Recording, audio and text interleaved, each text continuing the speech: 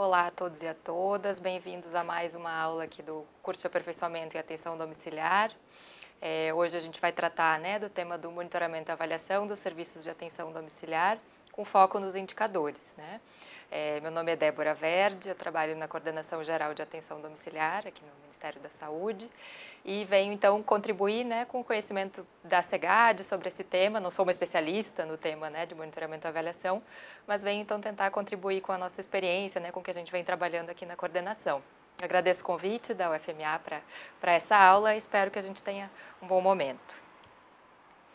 Então, uma breve introdução sobre o que a gente vai ver hoje. Vamos trabalhar um pouquinho com alguma coisa de conceitos sobre atenção domiciliar, muito brevemente, de monitoramento e avaliação, muito brevemente. A questão do monitoramento e avaliação, tanto na gestão quanto no cuidado, na clínica, entender um pouquinho que o monitoramento e avaliação devem estar presentes nessas duas dimensões, e trazer, então, algumas recomendações de indicadores para os serviços de atenção domiciliar, que a gente tem trabalhado através do nosso manual de monitoramento e avaliação. Então, primeiro, para contextualizar um pouquinho, o monitoramento e avaliação na saúde é algo recente, apesar de já existir como área de conhecimento há muito tempo. Na saúde, ele vem no Brasil, ele vem se desenvolvendo de maneira incipiente ainda desde o final dos anos 90, início dos anos 2000, com o Pacto pela Atenção Básica, onde foram construídos alguns indicadores para avaliação da atenção básica. Na sequência, o próprio Pacto pelo SUS, pela gestão, dando sequência a um processo de consolidação que ainda não está de forma consolidada, de forma universal, nos serviços e nas políticas de saúde. É muito importante a gente considerar que a saúde é sempre um campo muito complexo. A gente dificilmente vai ter um processo de avaliação e de intervenção, na verdade, que a gente vai ter uma intervenção A que vai chegar no resultado B. E isso, quando a gente trata de monitoramento e avaliação, é muito importante a gente levar em consideração, porque ele nunca vai ser um processo de avaliação simples, em que eu avalio uma única intervenção e já tenho um resultado, um impacto unicausal. Então, eu sempre preciso levar em consideração que eu preciso olhar esses diversos aspectos que estão interferindo, tanto na minha intervenção quanto no próprio processo de monitoramento e avaliação. Nesse sentido também, os próprios instrumentos utilizados, os referenciais também, eles precisam se adequar ao campo da saúde, e também aos próprios serviços e trabalhadores que vão utilizar. Então, é muito importante a gente pensar na linguagem mais adequada, no formato dos instrumentos, para que eles possam ser bem compreendidos e dessa forma bem utilizados. A gente, mesmo no Ministério da Saúde, a gente sabe a quantidade de sistemas que existe, de formulários, de processos de registro que às vezes acabam sendo fragmentados e dificultam a própria utilização. A gente vem fazendo um esforço muito grande aqui de poder simplificar os sistemas e as formas de registro para que elas possam ter mais sentido a quem vai utilizar. E aí, dessa forma, quando a gente vê um sentido naquilo que a gente está fazendo, a gente consegue utilizar de uma maneira mais adequada, com mais atenção, utilizando corretamente. E aí, dessa forma, a gente precisa, se por um lado modificar os sistemas, por outro, a gente precisa que os próprios trabalhadores também entendam o quanto, sim, é relevante utilizar os sistemas corretamente para que eles possam obter as informações, os dados que eles geram para o seu próprio processo de trabalho. Então, a gente precisa agir nesses dois âmbitos. E, por fim, a questão fundamental que é isso, o monitoramento e avaliação, ele precisa estar direcionado para a própria reflexão em relação ao processo de trabalho. Então, é fundamental que o que ele gera de dado, de informação, seja relevante, seja utilizado nos processos de educação permanente das equipes. Então, tomando a educação permanente como processo de aprender pelo trabalho, não necessariamente uma capacitação específica, mas sim poder refletir e identificar as dificuldades, os avanços no próprio processo de trabalho. O monitoramento e avaliação é uma ferramenta muito importante para gerar elementos, gerar dados, então, para essa reflexão, e aí sim pensar em mudanças que sejam necessárias nesse processo. Trazendo, então, brevemente alguns conceitos, já que a gente não vai aprofundar muito nisso, mas para a gente saber minimamente qual a linguagem que a gente está utilizando, vou trazer aqui algumas possibilidades de conceito, né? Visto que quando a gente vê na literatura mesmo do monitoramento e avaliação, são várias as definições, por exemplo, para avaliação, né? Isso depende muito da perspectiva, né, do campo teórico. Então aqui eu vou trazer uma proposta, né, um entendimento de conceito para que a gente possa pelo menos se comunicar ao longo dessa apresentação, né? Começando então pelo conceito de intervenção, né, até chegar no de indicadores, né, que é o foco da apresentação, mas então a gente não tem como pensar em monitorar e avaliar sem a gente ter um objeto, né?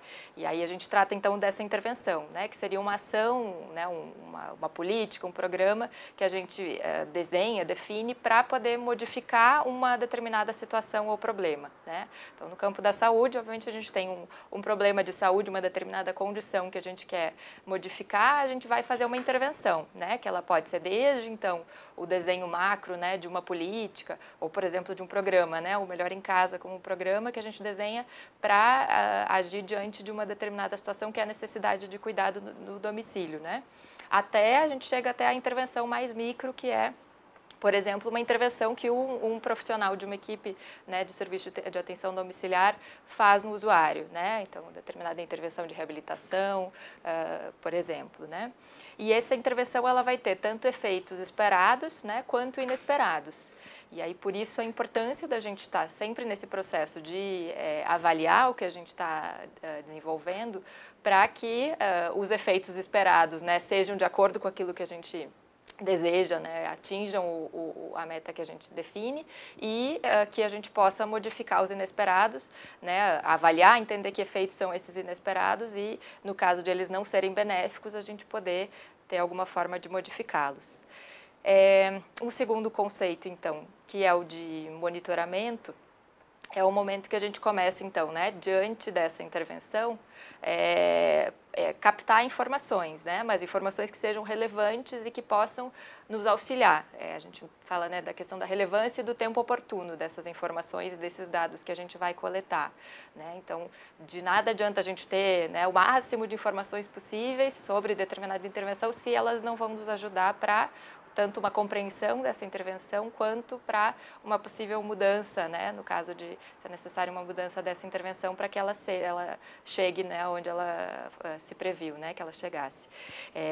Então, e aí o monitoramento ele vai no âmbito de identificar, verificar que houve mudanças, né, por conta dessa intervenção, mas não vai buscar ainda explicar, né, ou dar justificativas, né, que é quando a gente começa a entrar no campo da avaliação.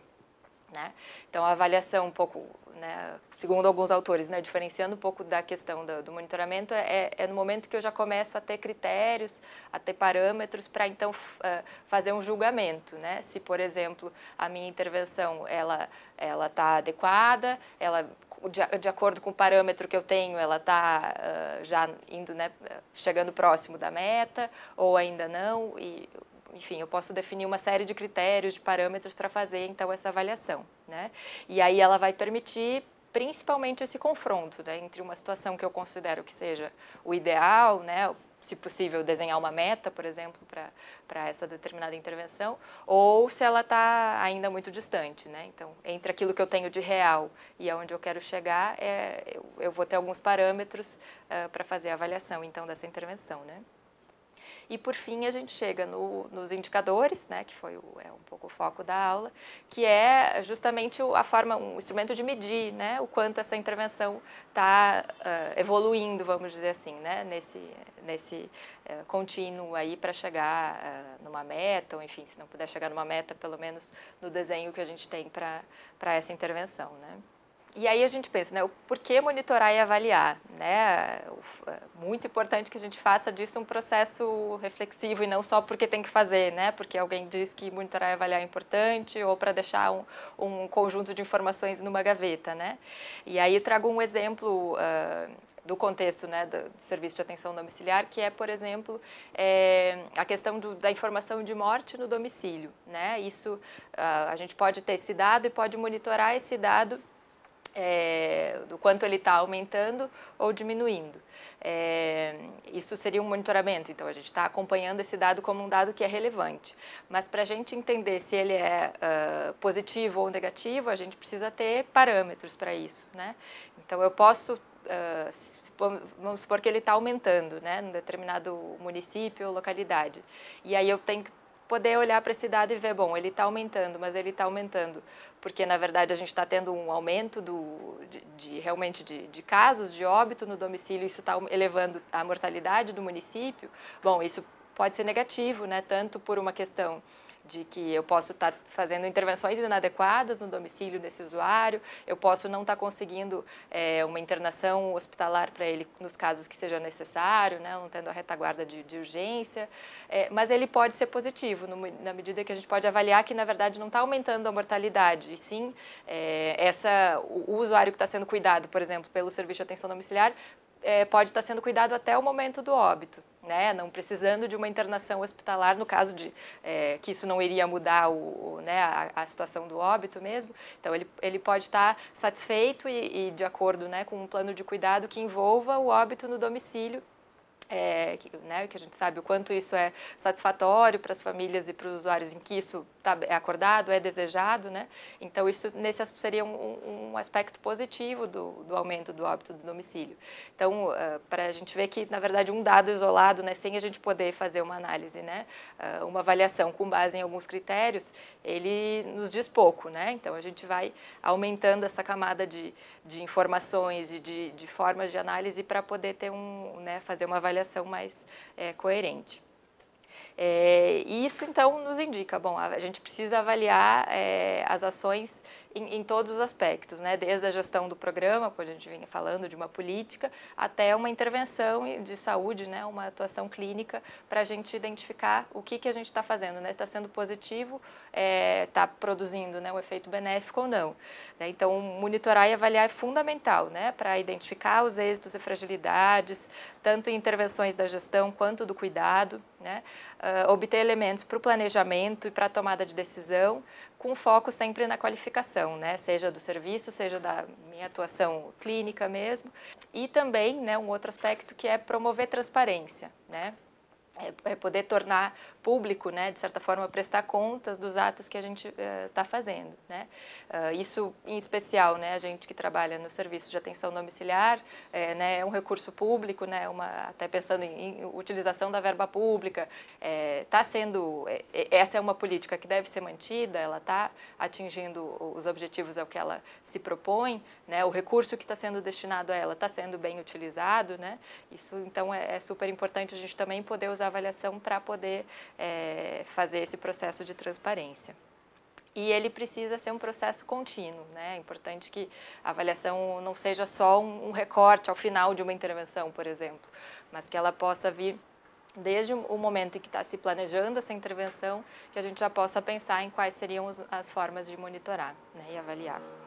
Em relação às dimensões do monitoramento e avaliação, então, né, a gente, como vinha falando, a gente trabalha a avaliação, o monitoramento e a avaliação não são uma ação exclusiva da gestão, né, porque às vezes a gente faz essa colagem, assim, do que é avaliação com auditoria, com processos duros, né, da gestão mais dura, né, e na verdade a gente deve instituir processos de avaliação em todas as áreas do processo de trabalho, né, desde a gestão do serviço, então, que a gente vai identificar se o serviço está atuando conforme as suas atribuições, né? Pensando numa rede de atenção à saúde numa localidade, né? Em que ela conta com outros recursos, né? E aí em cada local com determinadas características, né? Como é que esse serviço está atuando diante dessa realidade, né? Ele está conseguindo se inserir nessa rede, está conseguindo ser visto, né, pelos outros serviços como um recurso útil, né, interessante para o cuidado, então poder fazer essa avaliação nesse âmbito mais macro do serviço, né? Da mesma forma, ainda em relação ao serviço, se ele está podendo utilizar da melhor forma os recursos que possui, né? Então, tanto recursos humanos, recursos financeiros, insumos, né? A gente pode avaliar de que maneira que esses recursos estão sendo utilizados, se haveria alguma forma de, com um planejamento, poder melhor utilizar, né? E isso é muito importante a gente pensando, por exemplo, né, em recursos escassos, né? A gente sabe, mesmo quando a gente tem um limite, né, independente se esse limite é alto ou é baixo, mas a gente tem um limite, a gente precisa planejar para que esses recursos sejam utilizados da melhor forma possível. E, por fim, avaliar se o serviço está sendo satisfatório, né? Tanto do ponto de vista do usuário quanto dos próprios trabalhadores, né?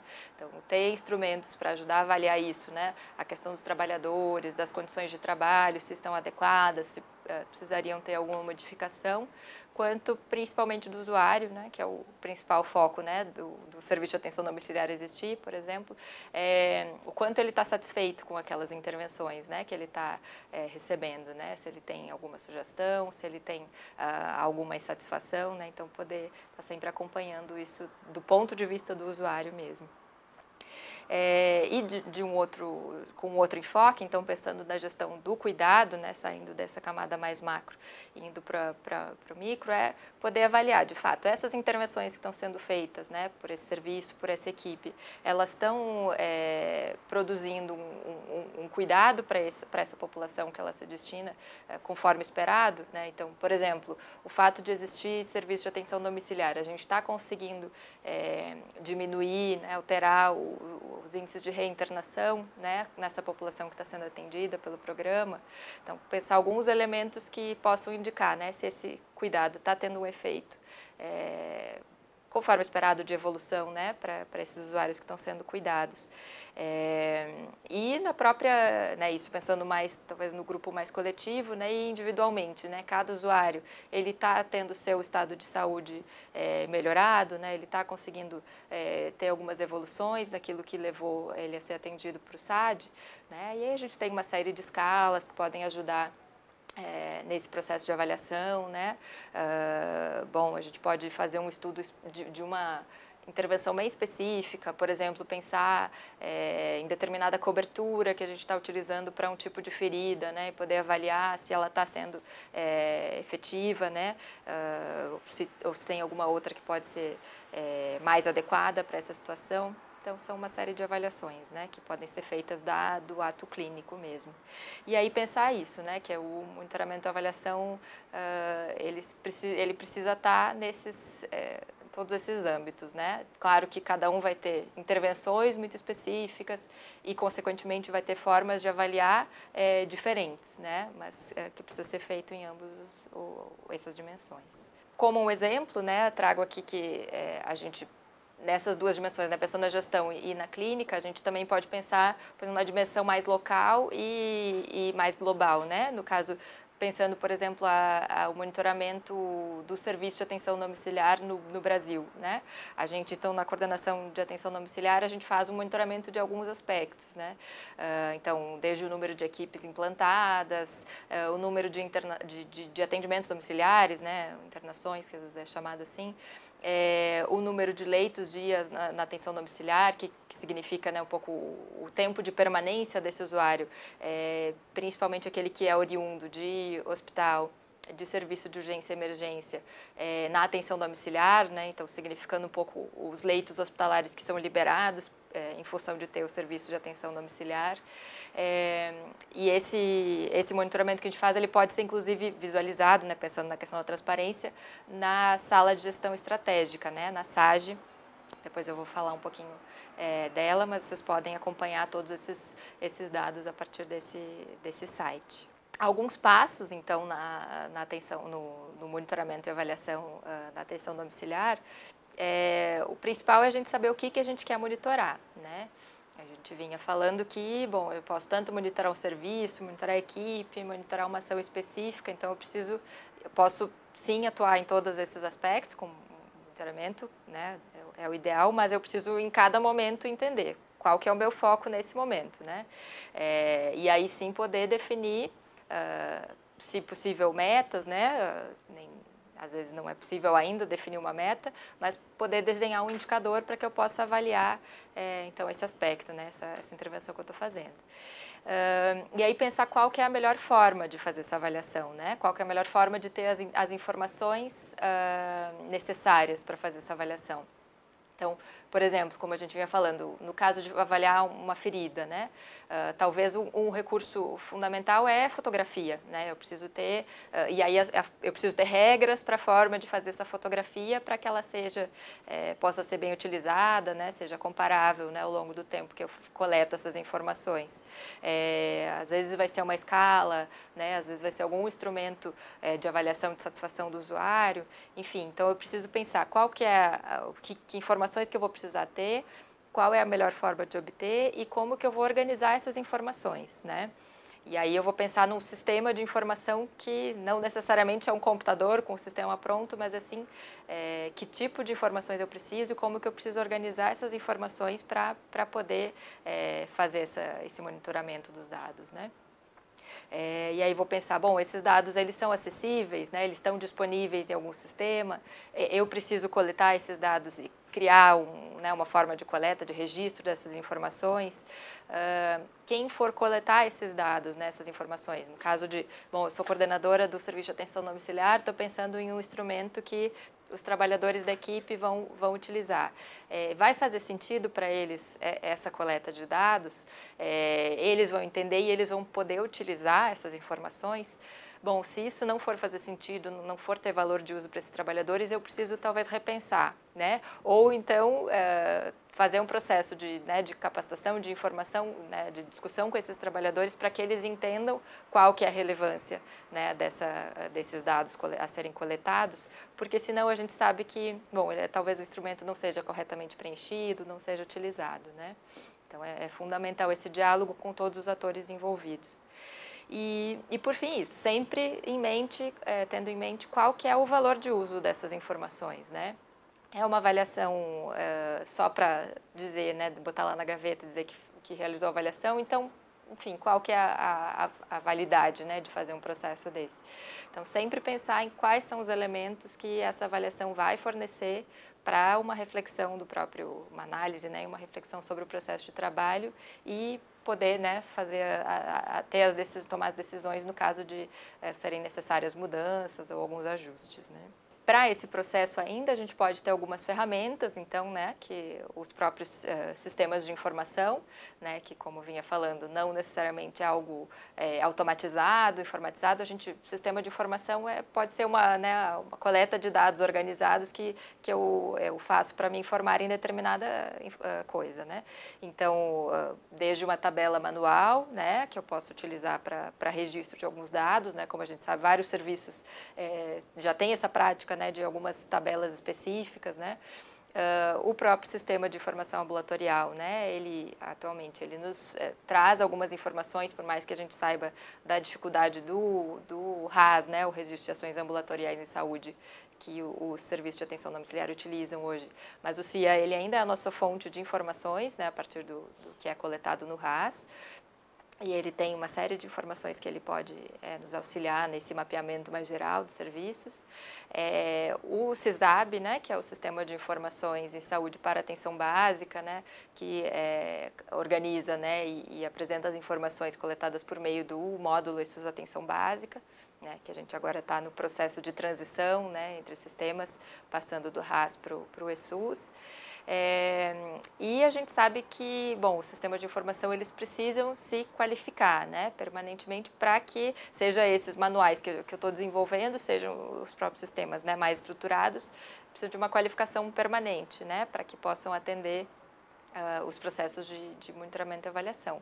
Então, por exemplo, no Serviço de Atenção Domiciliar, a gente vem sim a modificação do RAS para o ESUS, por conta de justamente a gente entender que o RAS ele tinha algumas limitações, por exemplo, no sentido de fornecer informação local, né? A gente até tem algumas informações em âmbito do país, né? Por mais que o RAS tenha uma coleta de dados já individualizada, ele não gera, né, informações para análise localmente. E já com o ISUS a gente tem essa previsão, né? Ainda não está disponível já essa ferramenta, mas a previsão é de a gente ter tanto um relatório já no próprio programa, né, que a equipe pode acessar facilmente, quanto o acesso ao banco de dados maior para que possa fazer cruzamentos, enfim, informações que desejar para o seu município, né. E uma outra questão que a gente agrega, né, nessa mudança do RAS para o eSUS é que o RAS ele era somente um sistema de registro de produção, né? Então ele acaba às vezes o trabalhador que está preenchendo às vezes não vê muito sentido, né? A própria gestão, né, às vezes do serviço não tem dificuldade de entender aquilo como uma informação que precisa ser registrada pela informação. Tem valor agregado para o procedimento e tudo mais, né? E o eSUS ele já traz uma oferta de prontuário eletrônico, né? Que agregada a ele está a captação dos dados de produção. Então, é uma forma de tornar mais visível, né, a utilidade para o trabalhador, que ele está fazendo o registro de produção, do cuidado, né, de saúde daquele usuário, e o registro de produção já vai sendo captado da mesma forma, né? Então, se torna mais interessante, com maior valor de uso para o seu próprio trabalho, né? Algumas outras ferramentas, né, que são sites de disseminação de informação, né, que vocês podem utilizar tanto para um melhor conhecimento, né, da situação de saúde do município, né, da região que vocês estão, quanto para pensar em alguns indicadores, né, para o serviço, a própria SAGE, né, que eu já falei, o site, o Tabnet, né, que é onde tem as informações de saúde, do DataSUS, o próprio site do Fundo Nacional de Saúde, onde se pode buscar informações da questão de repasses, de recursos e tudo mais. E o IDSUS, né, o Índice de Desempenho do SUS, que também tem uma página específica onde se pode encontrar várias informações sobre esse índice. Por fim, então, vamos chegando nos indicadores, né, que era um pouco o foco de hoje, mas que acho que não tinha como a gente chegar sem fazer essa trajetória anterior, né? Então, vou trazer um pouco baseado no documento que a gente tem da coordenação, que é o Manual de Monitoramento e Avaliação, né, que foi atualizado em 2014, né? A gente tinha um anterior, ano passado, publicamos um revisado, e que é um instrumento de apoio, né? Ele não é uma norma, não é algo que todos os serviços obrigatoriamente tenham que seguir, até porque justamente a gente entende dessa forma, que a avaliação e monitoramento precisa ser um processo vivo nos serviços, que contemple muito a realidade daquele serviço, né? Então, a gente pensa em alguns indicadores que sejam mais de certa forma, padrão, que poderiam ser mais úteis a todos os serviços, mas cada serviço, na verdade, também tem, de acordo com a sua realidade, deveria pensar em indicadores específicos, né?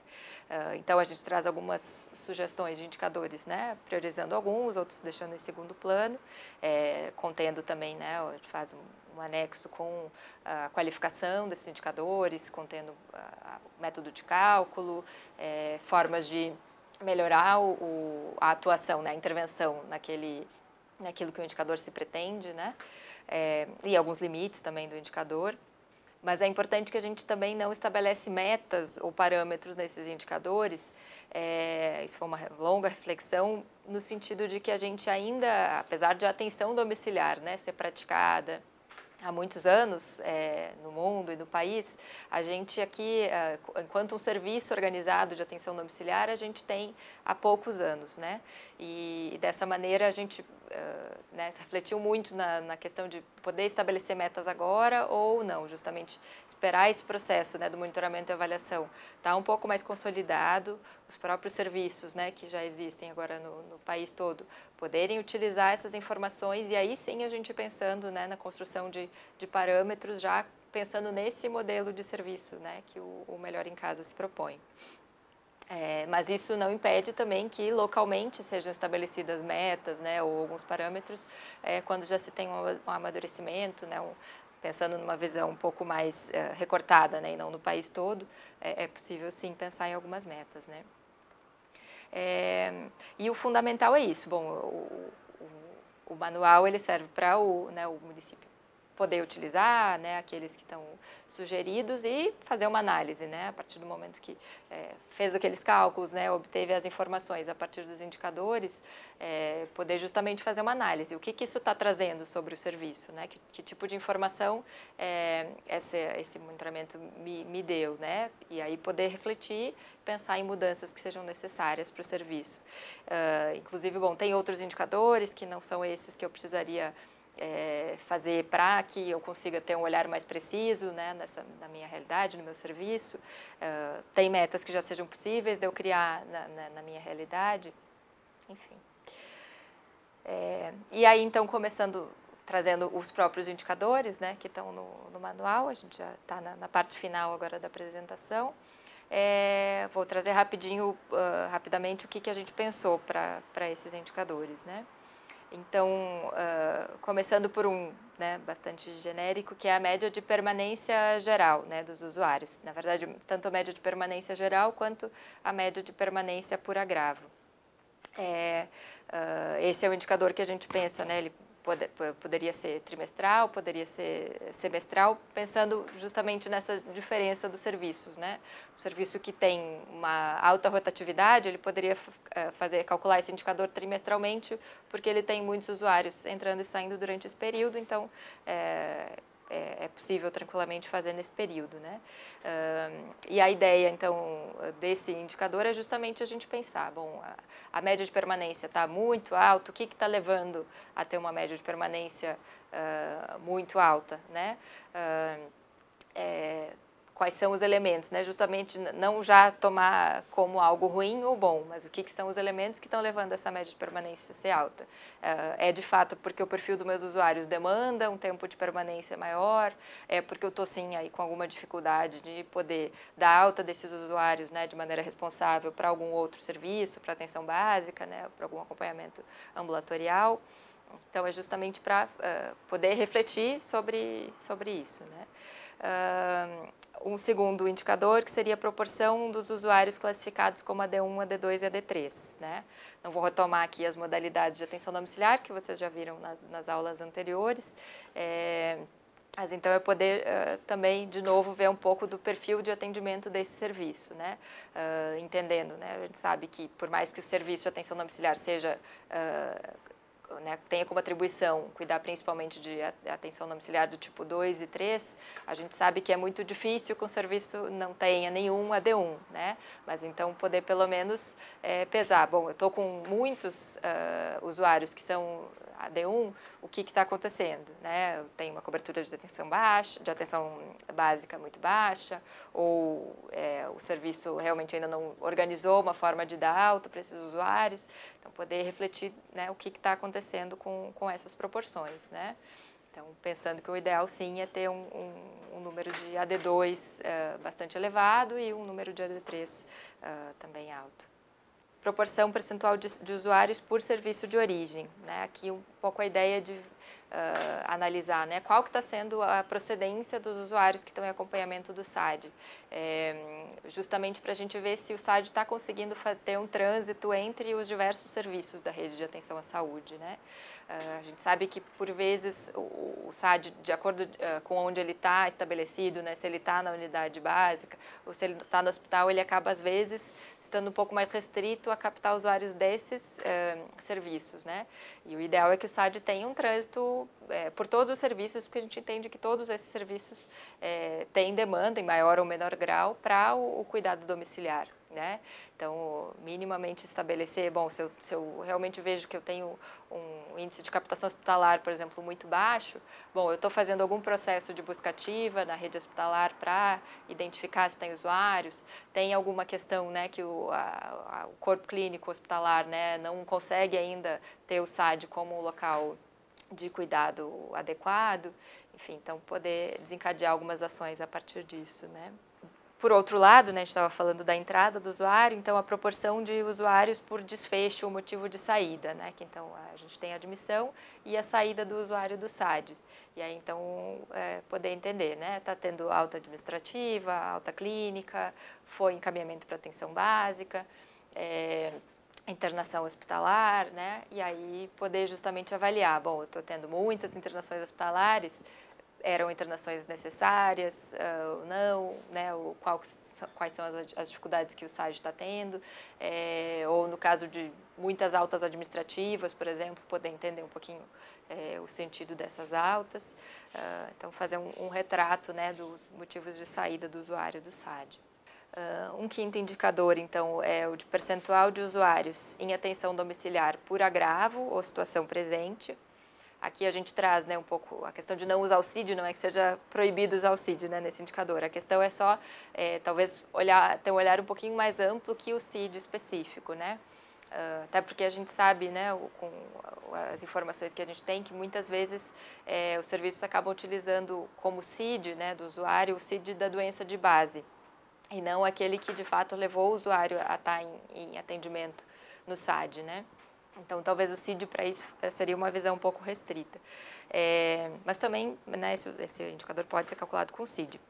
Como agrava a situação presente, a gente considera, por exemplo, analisar quantos usuários estão em acompanhamento do SAD por reabilitação, ou quantos estão em acompanhamento para cuidados paliativos, né? Poder ter um pouco esse perfil dos usuários a partir das situações, né? Do que tipo de intervenção que a equipe vai fazer, né? Em relação a esse grupo de usuários, né? Isso ajuda a pensar um pouco a questão de planejamento para insumos, né? Para a organização da própria rotina de visitas, né? Ele pode fornecer alguns elementos para isso. Então, quase no fim, vamos trabalhar com a capacidade total de usuários, né? Essa é uma informação mais para identificar, bom, se a equipe está sempre muito, né, abaixo do esperado ou acima, o que pode estar influenciando, né, para isso estar acontecendo. E por fim, né, mas um indicador muito relevante, que é a proporção de admissão em atenção domiciliar no período. Então, esse é o indicador que serve para a gente analisar, bom, quantos usuários estão conseguindo entrar no serviço, né? Qual que está sendo o acesso ao serviço de atenção domiciliar. E ele trabalha muito, né, casado com outro indicador que está lá nos indicadores secundários do manual, que é a proporção de altas, né, no período. Então, a gente sabe que o SAD ele não vai ter, né, uma rotatividade muito alta, né, ele tem uma série de usuários, né, tanto os AD2 vão ficar por um período médio, quanto, né, os AD3 vão ficar por um período bem mais extenso, por vezes, né, até o óbito, mas a gente precisa sim também ter alguma taxa de rotatividade desse serviço, né? Então, esse indicador vem justamente para isso, para analisar, bom, se está havendo um certo estrangulamento, né, se não tem a possibilidade de admissão de novos usuários, em função de quê, né? Em função de o serviço não está conseguindo dar alta, ou é em função de que o perfil mesmo dos usuários naquele momento é um perfil que vai precisar de um cuidado mais a longo prazo, né? Então, é poder olhar para essa informação.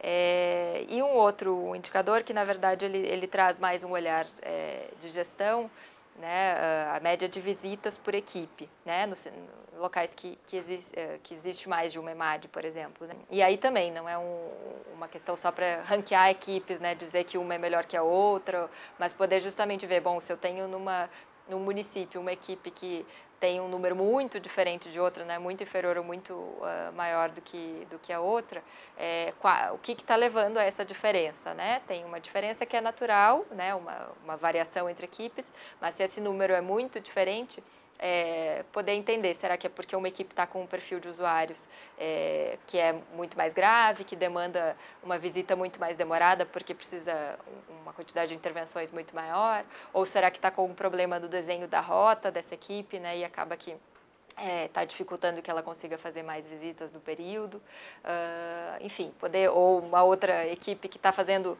muitas visitas porque entendeu que tem que fazer visitas, né, atingir um número específico de visitas sem poder tomar o necessário tempo, né, para o cuidado daquele usuário.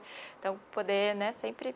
A ideia é que essas avaliações sigam para dar elementos para refletir, né? Elas não vão dar um quadro que já está pronto, já vai dizer a resposta de qual é o problema, né? Então é isso, vou trazer aqui só aqui tem uma série de sites, né, de links para vocês acessarem tanto esses sites que eu trouxe, quanto poder se aprofundar um pouco mais teoricamente no campo. Então, aqui tem o link para o manual de monitoramento mesmo, que a gente, né, da onde a gente tirou esses indicadores sugeridos. O link para o módulo do ESUS Atenção Domiciliar, né, para as equipes que ainda não se aproximaram muito. A gente está num processo de transição, né, de serviço, é importante que todo mundo se aproprie disso. A Rede Interagencial de Informações para a Saúde, a RIPSA, né, que trabalha bastante com a questão de indicadores, né, de avaliação em saúde. A avaliação de desempenho do sistema de saúde, que é um projeto da Fiocruz, né, o PROA10, também muito interessante, traz uma proposta de dimensões para avaliação em saúde. O próprio Cielo, né, onde vocês podem encontrar uma série de materiais, bastante publicação sobre avaliação. o Tabnet e aí os sites que eu já falei, né? O Tabnet, a SAGE, o Fundo Nacional de Saúde e o IDESUS. Então era isso, muito obrigado, um bom curso a todos e até o nosso encontro, né, que a gente vai poder dialogar um pouquinho sobre essa aula. Obrigada.